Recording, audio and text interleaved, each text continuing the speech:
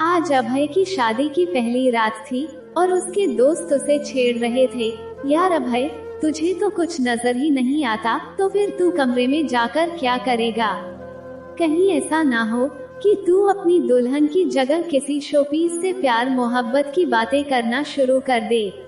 अभय के दोस्त उसके जिगरी यार थे और वो सब एक दूसरे को नाम से कम और गालियां देकर ज्यादा बुलाते थे। अभय को अपने दोस्तों की बात सुनकर बहुत गुस्सा आया और वो अपने दोस्तों से कहने लगा, शर्म करो कमीनों, जल्दी से अपने अपने घर जाओ ताकि मैं भी अपनी दुल्हन के पास जा सकूं। वैसे भी रात बहुत हो चुकी है। अभय की बात सुनकर उसका एक दोस्त कहने लगा, अरे यार, तुझे रात से क्या लेना देना? तेरे लिए तो हर वक्त अंधेरा ही अंधेरा है। जब मन करे तब अपनी दुल्हन के पास चले जाना। अभय के उस दोस्त की ये बात सुनकर उसके बाकी दोस्त भी जोर जोर से हंसने लगे और फिर सबने अभय को गले से लगाया और उसे बधाई देकर वहां से चले गए। अभय ये बात अच्छी तरह से जानता था कि उसके दोस्त उसे छेड़ने के लिए मजाक मजाक में ये सब कुछ कह रहे थे, लेकिन उसके दोस्तों के जाने के बाद अभय का दिल इसी बात को लेकर घबराने लगा था, क्योंकि कहीं ना कहीं अभय के दिल में भी एक डर था कि मैं तो कुछ देख भी नहीं सकता, तो फिर अपनी बीवी के साथ सुहागरात कैसे मना पाऊंगा? कैसे मैं खुद अपनी पत्नी को महसूस कर पाऊंगा और कैसे मैं उसके लिए एक पति होने का फर्ज निभा पाऊंगा? अगर अभय जन्म से अंधा होता तो शायद उसके लिए ये बात इतनी मुश्किल नहीं होती, लेकिन अभय ने तो कुछ साल पहले ही एक दुर्घटना में अपनी नजर खो दी थी, इसलिए वो अपनी कमी को लेकर कुछ ज्यादा ही परेशान रहता था। अभी तक तो अभय को इसकी आदत भी नहीं हुई थी और ऊपर से अचानक ही उसकी शादी भी हो गई। अभय की शादी कुछ ऐसे हालातों में हुई थी कि इस बात पर वो खुद अभी भी हैरान था कि नेहा उससे शादी करने के लिए राजी कैसे हो गई, क्योंकि अभय अपनी पत्नी नेहा को पहले भी देख चुका था और वो जानता था कि नेहा बहुत ही ज्यादा खूबसूरत है। नेहा को तो अभय से भी ज्यादा बेहतर और अच्छा लड़का मिल सकता था, तो फिर वो अभय जैसे अंधे इंसान से शादी करने के लिए राजी कैसे हो गई? यही बात अभय को अंदर ही अंदर बहुत परेशान कर रही थी। जब अभय ने ये बात अपने दोस्तों को बताई तो उसके दोस्त उसे कहने लगे, देख यार, ये सब तो किस्मत की बात है और फिर तुझ में ऐसी कौन सी कमी है? तू अमीर है, तेरा अपना बिजनेस है, तेरे पास गाड़ी बंगला सब कुछ है और ऊपर से तुझ पर अपने माँ बाप की जिम्मेदारी भी नहीं है, इसीलिए तो तेरी आंटी इस शादी के लिए राजी हुई होंगी। दरअसल अभय की बीवी नेहा उसके लिए कोई अनजान नहीं थी, बल्कि वो तो उसके पापा के दोस्त की बेटी थी। लेकिन फिर भी अभय को ये चिंता हो रही थी कि पता नहीं वो अपने इस अंधेपन के साथ नेहा के साथ अपनी जिंदगी कैसे गुजार पाएगा। खैर, अभय अपनी छड़ी के सहारे कमरे में पहुंचा और नेहा को आवाज लगाई, नेहा नेहा, ताकि वो नेहा की आवाज के सहारे ये जान सके कि वो किस तरफ है। और फिर नेहा ने भी अपनी प्यारी सी आवाज में जवाब देते हुए कहा, अभय जी, मैं इस तरफ बिस्तर पर हूँ। नेहा की इस धीमी और प्यारी सी आवाज ने अभय को ये इशारा दे दिया कि वो बिस्तर पर बैठी उसका इंतजार कर रही है। अभय अपनी छड़ी टिकाते हुए बिस्तर तक पहुंचा और नेहा के पास जाकर बैठ गया।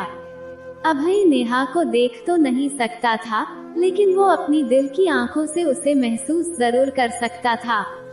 एक्सीडेंट होने से पहले जब अभय ने नेहा को आखिरी बार देखा था, तब नेहा को देखकर अभय को ऐसा लगा जैसे उसके सामने कोई खूबसूरती की जीती जागती मूर्त खड़ी हो। और इस वक्त भी अभय की नजरों के सामने नेहा की वही छवि दिखाई दे रही थी। अभय ने अपनी जेब से नेहा की मुंह दिखाई का तोहफा निकाला और नेहा की ओर आगे बढ़ा दिया, तो नेहा ने खुद ही अभय के हाथों से वो तोहफा ले लिया। तोहफा लेते वक्त जब नेहा की कोमल उंगलियां अभय की उंगलियों से टकराई, तो अभय ने झट से नेहा का हाथ पकड़ लिया। अभय की पकड़ शायद इतनी मजबूत थी कि नेहा के होठों से एक सिसकारी निकल गई थी।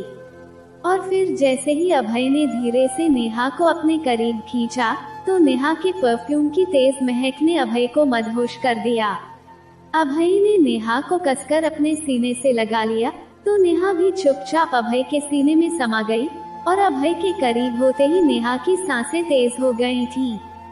कमरे का माहौल खुद ब खुद ही गंभीर और शांत हो गया और नेहा के वजूद की गर्मी ने अभय के जज्बातों को आग लगा दी, तो उसका दिल भी तेजी से धड़कने लगा था। धीरे धीरे अभय और नेहा के बीच की नजदीकियां बढ़ती गईं और फिर अभय की उंगलियों ने शरारत करते हुए नेहा के ब्लाउज की डोरियां खोल दी और उसके वजूद को पूरी तरह से अपने अंदर समा लिया। नेहा भी अभय के जज्बातों के आगे ढेर हो गई और उसने भी पूरी तरह से खुद को अभय के हवाले कर दिया। जिस रात को अभय अपनी अंधेपन की वजह से मुश्किल समझ रहा था, नेहा के साथ बिताए गए पलों ने उस रात को अभय की जिंदगी की सबसे खूबसूरत और यादगार रात बना दिया था। भले ही अभय नेहा को देख नहीं सकता था, लेकिन उस रात अभय ने एक एक पल नेहा के खूबसूरत वजूद को महसूस किया था। अभय ने नेहा की खूबसूरती को अपनी उंगलियों से महसूस करके अपने दिल में उतार लिया और फिर नेचुरली उन दोनों के बीच से सारे पर्दे खुद ब खुद हट गए और वो दोनों एक दूसरे में पूरी तरह से समा गए। कमरे में गूंजती नेहा की धीमी धीमी आवाजें अभय की भावनाओं को और भी ज्यादा उकसा रही थीं और अभय जितनी गहराई से नेहा को अपने करीब खींचता, नेहा भी उतनी ही मोहब्बत से अभय में समा जाती थी। और फिर अभय पूरी तरह से नेहा में गुम होता चला गया और नेहा ने भी अभय को यह महसूस नहीं होने दिया कि वो अंधा है। नेहा ने अभय के प्यार का जवाब अपने प्यार से दिया और उसने अभय के अधूरेपन और उसकी तड़प को अपने वजूद से पूरा कर दिया। आधी रात तो ऐसे ही बीत गए और अब अभय के जज्बात कुछ ठंडे पड़ चुके थे, तो वहीं नेहा भी पूरी तरह से संतुष्ट हो गई थी।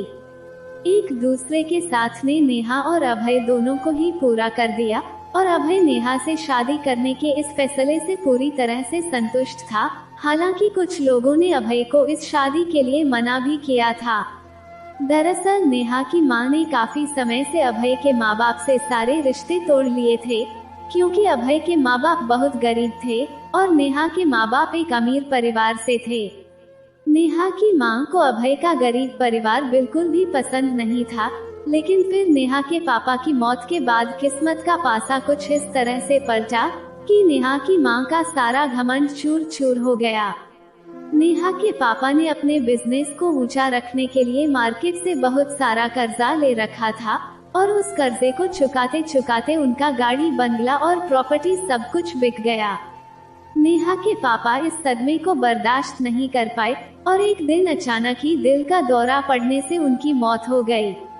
तो वहीं दूसरी ओर अभय ने पढ़ लिख कर अपना एक छोटा सा बिजनेस शुरू किया और भगवान की कृपा से उसका बिजनेस इतना अच्छा चल गया कि कुछ ही समय में वो नेहा के परिवार से भी ज्यादा अमीर हो गया।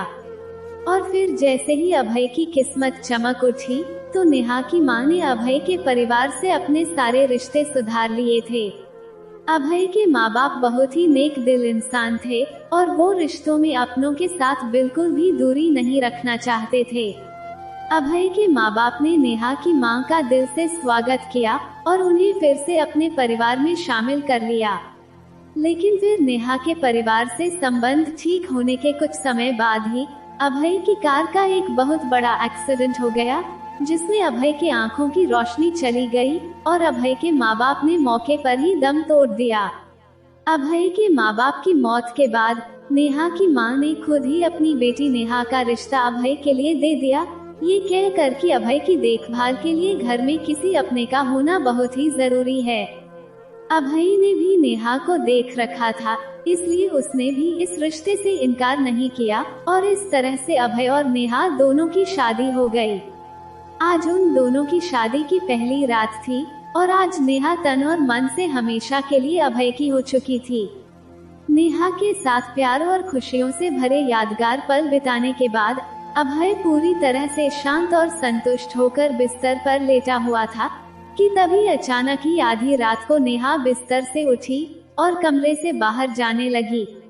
अभय भी जाग रहा था, इसलिए जैसे ही उसने नेहा के कदमों की आहट को महसूस किया, तो उसने तुरंत ही नेहा को आवाज लगाते हुए पूछा, नेहा, इस वक्त कहाँ जा रही हो तुम?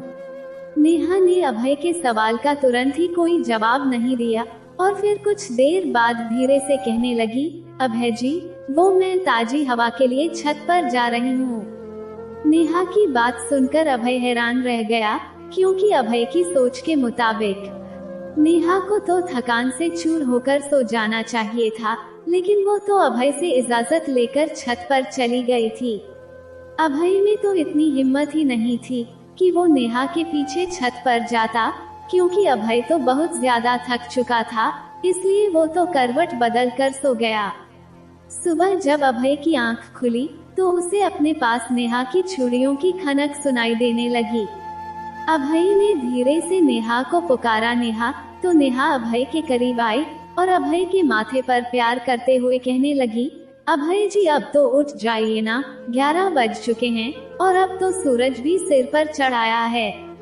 11 बज चुके हैं, ये सुनकर अभय थोड़ा सा हैरान हो गया और उसे तो यकीन ही नहीं हो रहा था कि आधा दिन बीत चुका है, क्योंकि अभय को तो सुबह जल्दी उठने की आदत थी। नेहा खुद अभय का हाथ थामकर उसे डाइनिंग टेबल पर ले गई और फिर दोनों ने साथ बैठकर नाश्ता किया। अभय अपनी हर हरकत से नेहा से अपने प्यार का इजहार करने की कोशिश कर रहा था और वो नेहा को अपने प्यार की डोर से इस तरह से बांधना चाहता था कि नेहा उससे कभी भी अलग ना हो। दरअसल अभय के दिल में ये डर था कि उसके अंधेपन की वजह से कहीं उसका और नेहा का रिश्ता कमजोर ना पड़ जाए, लेकिन नेहा ने अभय को ये भरोसा दिलाया था कि वो हर कदम पर अभय का साथ निभाएगी। अभय का बिजनेस बहुत बड़ा था, जिसे अब वो अपने मैनेजर की मदद से संभाल रहा था। अगर अभय जॉब कर रहा होता तो शायद छुट्टी ले भी लेता, लेकिन खुद के बिजनेस में छुट्टी मुमकिन नहीं होती, इसलिए अभय को शादी के दूसरे दिन से ही ऑफिस जाना पड़ा। अभय को इस वजह से परेशान देखकर नेहा कहने लगी, आप परेशान ना हो अभय, मुझे आपके ऑफिस जाने से कोई एतराज नहीं है। वक्त साथ गुजारने के लिए तो हमारे पास पूरी रात पड़ी है, लेकिन घर का कारोबार संभालना भी तो जरूरी है ना, और आप मेरी चिंता ना करें, मैं यहाँ आराम से रह लूंगी। अभय के घर में एक ही नौकरानी थी जो बहुत ही पुरानी और वफादार थी। अभय ने अपने नौकरानी से कह दिया कि वो नेहा का ठीक से ख्याल रखे और उसके साथ ही रहे, ताकि नेहा को दिन में अकेलापन महसूस ना हो। अपनी नौकरानी को ये बात बताकर अभय खुद ऑफिस के लिए निकल गया और शाम को जब वो घर वापस लौटा तो नेहा उसका इंतजार कर रही थी। घर आते ही अभय फ्रेश होने चला गया और फिर फ्रेश होने के बाद वो नेहा को लेकर डिनर पर निकल गया। और फिर जब वो दोनों रात को घर वापस लौटे तो अभय ने फिर से नेहा को अपनी बाहों में समेट लिया और नेहा ने भी खामोशी से खुद को अभय के हवाले कर दिया। इस तरह से आज की रात भी अभय और नेहा के बीच नजदीकियों का सिलसिला जारी रहा, लेकिन अभय को हैरानी तो तब हुई जब दूसरी रात भी नेहा आधी रात को चुपचाप से उठकर कमरे से बाहर निकल गई। नेहा ने अभय को कुछ भी नहीं बताया, क्योंकि नेहा को ऐसा लगा कि शायद अभय सो रहा है, जबकि अभय तो बस आंखें बंद करके बिस्तर पर लेटा हुआ था और नेहा के कदमों की आहट से वो ये जान गया कि नेहा कमरे से बाहर जा चुकी है। अभय कमरे में लेटे लेटे एक तरफ से दूसरी तरफ करवटें बदलता रहा और सोचता रहा कि पता नहीं इतनी रात को नेहा कहाँ चली गई होगी। और फिर 1 घंटे बाद जब नेहा कमरे में वापस लौटी तो वो थककर बिस्तर पर लेट गई। अभय ने धीरे से पूछा, नेहा इतनी रात को तुम कहाँ गई थी? तो अभय की आवाज सुनकर पहले तो नेहा चौंक गई, लेकिन फिर कहने लगी, अभय जी, मैं तो ताजी हवा खाने छत पर गई थी। दरअसल बंद कमरे में मुझे घुटन सी महसूस होती है और आपके घर के तो हर कमरे में एसी है, इसलिए मुझे ताजी हवा की बहुत ही कमी महसूस होती है। नेहा की बात सुनकर अभय के दिल को चैन पड़ गया और उसके चेहरे पर एक हल्की सी मुस्कान आ गई। दरअसल बात ये थी कि नेहा के पापा की मौत के बाद नेहा और उसकी माँ 2 कमरे के एक छोटे से घर में रहते थे और उनके घर में एसी और फ्रिज जैसी सुविधाएं नहीं थीं। शायद इसीलिए नेहा को भी ऐसे माहौल की आदत नहीं होगी यही सोचकर अभय खामोश हो गया। इसी तरह कुछ दिनों तक ये सिलसिला चलता रहा और अब तो अभय और नेहा की शादी को पूरा 1 महीना बीत चुका था। अब तो अभय ने भी कमरे की सारी खिड़कियां खोल दी और एसी बंद करके पंखा चलाना शुरू कर दिया ताकि नेहा को ताज़ी हवा की कमी महसूस ना हो। लेकिन अभय को हैरानी तो तब हुई जब ऐसा करने के बावजूद भी नेहा ने छत पर जाना बंद नहीं किया। और ये बात अभय को थोड़ी सी अजीब लगी, इसलिए अभय ने अपनी पुरानी नौकरानी को कुछ पैसे दिए और उससे कहा कि तुम नेहा पर नजर रखना और मुझे बताती रहना कि वो छत पर क्या करती है। अभय ने ऐसा इसलिए किया क्योंकि कुछ दिनों से अभय को नेहा का रवैया कुछ बदला बदला सा महसूस हो रहा था। अब नेहा अभय से बहुत ही कम बात करती थी और वो अक्सर खामोश ही रहती थी। और जब अभय उसके करीब जाता तो अभय को सिर्फ नेहा की सांसों की आवाजें ही सुनाई देती थी, जैसे कि नेहा बड़ी मुश्किल से उसे बर्दाश्त कर रही हो। नेहा के अंदाज में पहले जैसा प्यार और अपनापन नहीं था और यही बात अभय को नेहा पर शक करने पर मजबूर कर रही थी। लेकिन ये सब करके भी अभय को कोई फायदा नहीं हुआ क्योंकि उसकी नौकरानी ने उसे कोई भी खास बात नहीं बताई। नौकरानी ने अभय से कहा, मालकिन तो छत पर ताजी हवा के लिए ही जाती हैं और शायद उन्हें आधी रात को ताजी हवा खाने की आदत है। नौकरानी की बात सुनकर अभय के दिल को तसल्ली हो गई क्योंकि अभय की नौकरानी काफी पुरानी थी और वो अपनी नौकरानी पर बहुत भरोसा भी करता था। पहले उस नौकरानी का पति अभय के पास काम करता था, लेकिन फिर जब उसके पति की मौत हो गई और वो विधवा हो गई, तब वो मदद के लिए अभय के पास आई थी। अभय की नौकरानी की कोई संतान नहीं थी, तो अभय ने ये सोचकर उसे काम पर रख लिया कि वो नौकरानी बेचारी अकेली औरत है तो उसका गुजारा भी हो जाएगा और उसे अपने घर के लिए एक भरोसेमंद महिला भी मिल जाएगी। और तब से ही वो नौकरानी अभय के घर में ही काम कर रही थी। ऐसे ही अभय और नेहा की शादी को 2 महीने बीत गए और नेहा के आने से अभय की जिंदगी का अकेलापन दूर हो गया। जब भी अभय ऑफिस से घर वापस लौटता तो नेहा उसका इंतजार कर रही होती थी और अभय भी नेहा के साथ बहुत ही खुश था। इसलिए अभय चाहता था कि अब उन दोनों की जिंदगी में किसी भी चीज की कोई भी कमी ना हो और वो दोनों इसी तरह से खुशी खुशी अपनी पूरी जिंदगी एक दूसरे के साथ बिताएं। नेहा जब भी हंसती और मुस्कुराती तो अभय का दिल करता था कि वो नेहा की इस मुस्कुराहट को अपनी आंखों से देखे।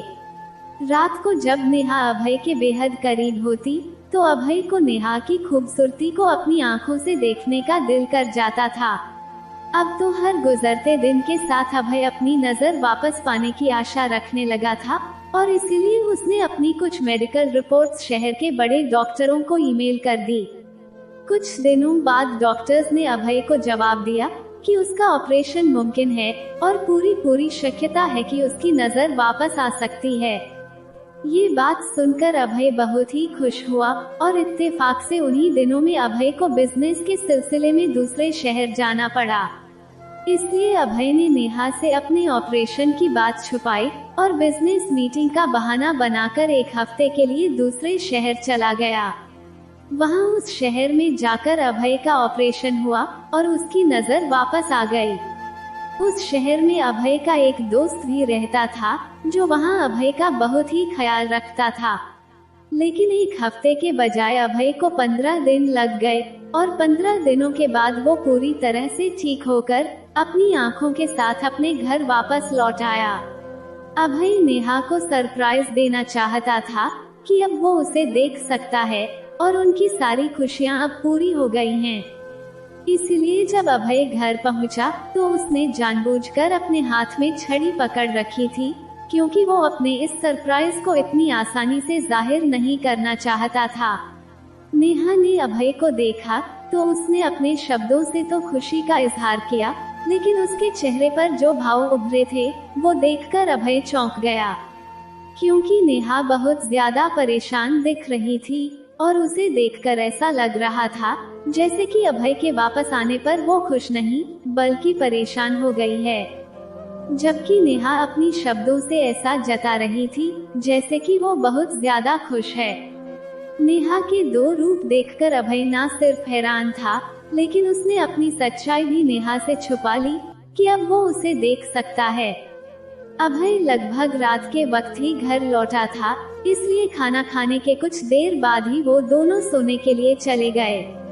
अभय ने थकान का बहाना बनाया और सोने का नाटक करते हुए अपनी आंखें बंद कर ली, क्योंकि अभय देखना चाहता था कि क्या नेहा अभी भी आधी रात को छत पर जाती है या नहीं, जबकि कमरे में तो पूरी तरह से ताज़ी हवा मौजूद थी।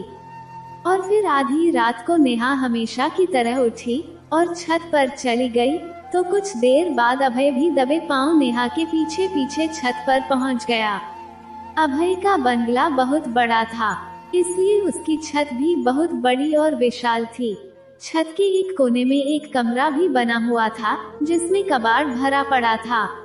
नेहा सीधे उस कमरे में चली गई और यही बात अभय को चौंका रही थी कि अगर नेहा ताज़ी हवा खाने आई थी तो फिर वो उस काठ कबाड़ वाले कमरे में क्यों चली गई। अभय भी दबे पांव उस कमरे के दरवाजे तक पहुंचा और फिर अंदर का नजारा देखकर तो उसके होश ही उड़ गए थे, क्योंकि नेहा वहां अकेली नहीं थी, बल्कि उसके साथ अभय की वफादार नौकरानी भी मौजूद थी, जिसे अभय ने अपनी पत्नी नेहा पर नजर रखने के लिए पैसे दिए थे। नेहा आधी रात को उस नौकरानी के साथ वहां छत पर क्या कर रही है, ये सोचकर अभय ने दरवाजे की तरफ कुछ और कदम बढ़ाए और दरवाजे पर अपने कान लगा दिए।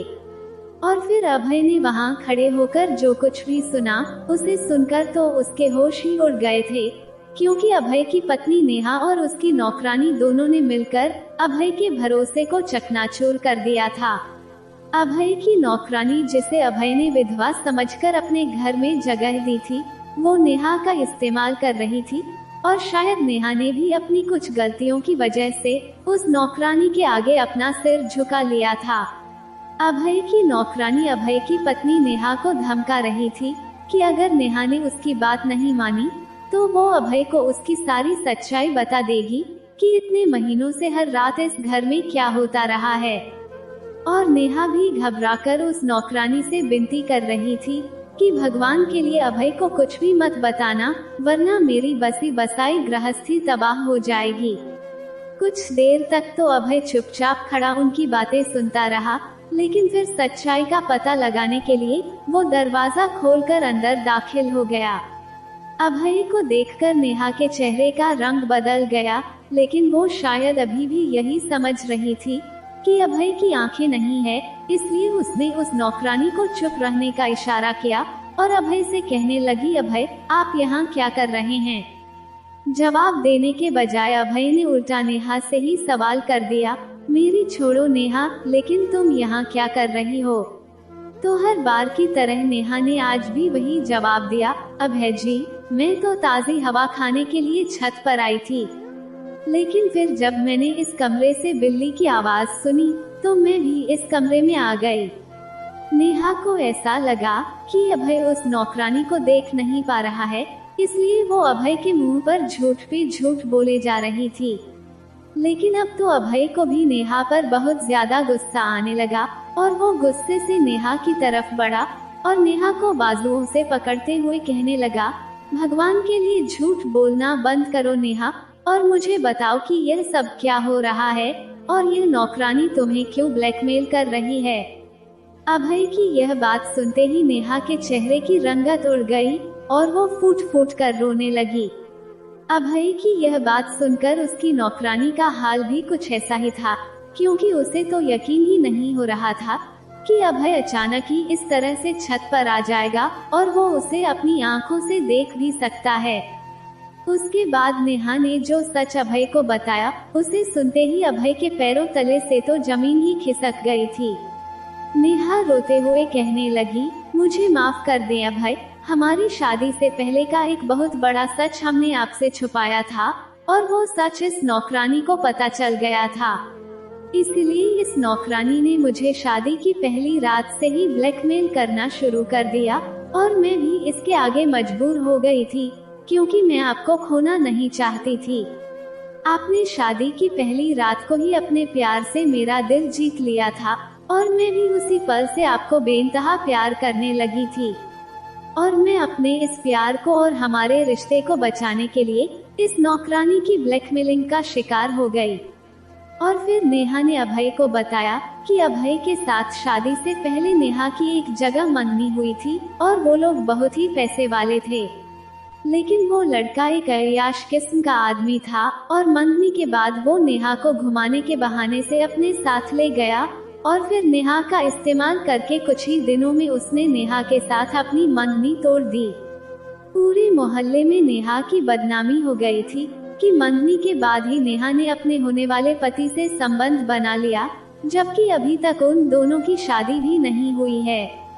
ऐसी बातें तो छुपाए भी नहीं छुपती हैं। और फिर अभय की नौकरानी भी नेहा के ही मोहल्ले में रहती थी और उसे भी ये बात अच्छी तरह से पता थी। और फिर जब नेहा की शादी अभय से हुई और वो अपने घर से विदा होकर अभय के घर आ गई, तो अभय की नौकरानी को पता चल गया कि नेहा ही वो लड़की है जिसने शादी से पहले अपने होने वाले पति से संबंध बनाए थे और फिर उसकी मंगनी भी टूट गई थी। जबकि यह बात ना तो अभय को पता थी और ना ही नेहा की मां चाहती थी कि अभय को कभी भी इस बात का पता चले, क्योंकि वो तो बस यही चाहती थी कि नेहा अपने पति के साथ एक इज्जत भरी जिंदगी गुजार सके और अपने पति के साथ अपनी जिंदगी में खुश रहे। नेहा की मां को ये डर था कि अगर कहीं अभय को ये बात पता चल गई तो अभय नेहा से शादी नहीं करेगा, इसलिए उन्होंने जानबूझकर नेहा की पहली मंगनी वाली बात अभय से छुपाई थी। लेकिन वही बात नेहा के गले का कांटा बन गई थी, क्योंकि अभय से शादी होने से कुछ दिन पहले ही नेहा के मंगेतर ने फोन करके उसे धमकाना शुरू कर दिया था कि वो उसके साथ नाजायज संबंध बनाना चाहता है। नेहा के मंगेतर ने शादी वाली रात ही नेहा से मिलने की बात कही और उसे अभय के घर का पता भी मालूम था, इसलिए उसने नेहा को मजबूर किया कि वो एक बार उससे मिलने के लिए छत पर आ जाए। नेहा ये बात अभय को बताना चाहती थी, लेकिन फिर उसने सोचा कि वो पहले खुद ही अपने मंगेतर से मिलकर किसी भी तरह से इस किस्से को हमेशा के लिए खत्म कर देगी, और इसीलिए वो शादी की पहली रात छत पर आ गई थी। लेकिन फिर ना जाने कैसे अभय की नौकरानी ने उन दोनों को छत पर एक साथ देख लिया और उसने ये बात अभय को बताने की बजाय नेहा को ब्लैकमेल करना शुरू कर दिया। और इसी राज को छुपाने के लिए ही अभय की नौकरानी हर रात नेहा से बहुत सारे पैसे लेने लगी थी। तो वहीं दूसरी तरफ अभय की नौकरानी नेहा के मंगेतर से भी पैसे लेती थी और फिर उसे अभय के घर बुला लेती थी ताकि वो नेहा को परेशान कर सके। नेहा का पहला मंगेतर एक साइको मरीज था, इसलिए उसे ये सब करने में बहुत मजा आता था। नेहा का मंगेतर और अभय की नौकरानी दोनों ने मिलकर नेहा का जीना मुश्किल कर दिया था और नेहा तो अपनी गलती पर शर्मिंदा भी थी, लेकिन वो अभय से झूठ बोलने पर मजबूर भी थी, क्योंकि वो तो बस अभय के साथ अपने रिश्ते को बचाना चाहती थी। आज भी अभय की नौकरानी ने ही नेहा को छत पर बुलाया था, क्योंकि उसे और भी ज्यादा पैसों की जरूरत थी। अभय की नौकरानी नेहा को धमका रही थी कि अगर नेहा ने उसे और भी पैसे नहीं दिए तो वो नेहा की सच्चाई अभय को बता देगी, जबकि नेहा के पास अब उसे देने के लिए बिल्कुल भी पैसे नहीं थे। नेहा उस नौकरानी को मना कर रही थी कि अब उसके पास उसे देने के लिए पैसे नहीं है, तो वो नेहा को धमकाने लगी कि अगर उसे वक्त पर पैसे नहीं मिले तो वो नेहा के पहले मंगेतर को यहाँ बुलाकर हंगामा खड़ा कर देगी। अभय जिसे विधवा और लाचार औरत समझता था, उसी ने अभय की पत्नी का जीना मुश्किल कर दिया था। लेकिन कुछ गलती तो नेहा की भी थी, जिसने अपने पति पर भरोसा नहीं किया और उसने इतनी बड़ी बात अभय से छुपा कर रखी।